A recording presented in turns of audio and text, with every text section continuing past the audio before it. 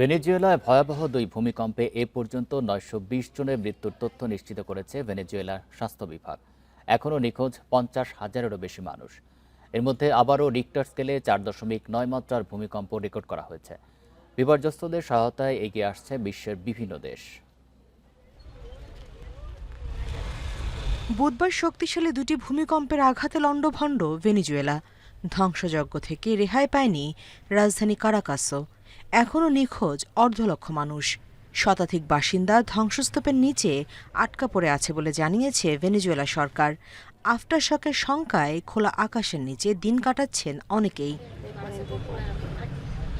ভূমিকম্পের পর সৃষ্ট নিত্য প্রয়োজনীয় পণ্যের সংকটে ভেনেজুয়েলায় লুটপাটের তথ্য মিলেছে। রয়টার্সের দেয়া ভিডিওতে দেখা গেছে কাতিয়ালামার এবং লাগুইরা এলাকার বিভিন্ন দোকান থেকে খাবার, পানি এবং কাপড় লুট করছেন বাসিন্দারা। এদিকে উদ্ধার প্রচেষ্টায় আন্তর্জাতিক সহায়তা পৌঁছাতে শুরু করেছে ভেনেজুয়েলায়।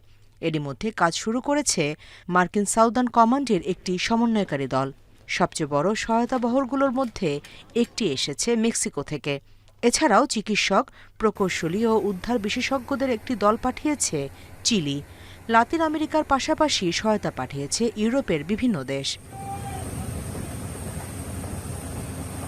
ভেনেজুয়েলায় আঘাত হানা বিধ্বংসী ভূমিকম্পের পর মানবিক সহায়তা জোরদার করেছে জাতিসংঘ। আন্তর্জাতিক ত্রাণ কার্যক্রম সমন্বয় করছে তারা। তবে উদ্ধারকারীদের কাজকে কঠিন করে তুলছে দেশটির দুর্বল অবকাঠামো। সে সঙ্গে আছে ভূমিকম্পের আফটারশকের আশঙ্কা। এদিকে বুধবারের জোড়া ভূমিকম্পের ক্ষতি কাটিয়ে ওঠার আগেই ভেনেজুয়েলার উত্তর উপকূলে নতুন করে আরও একটি ভূমিকম্প অনুভূত হয়েছে। রিক্টার স্কেলে এর মাত্রা ছিল ৪.৯। Nusrat Serin, independent news.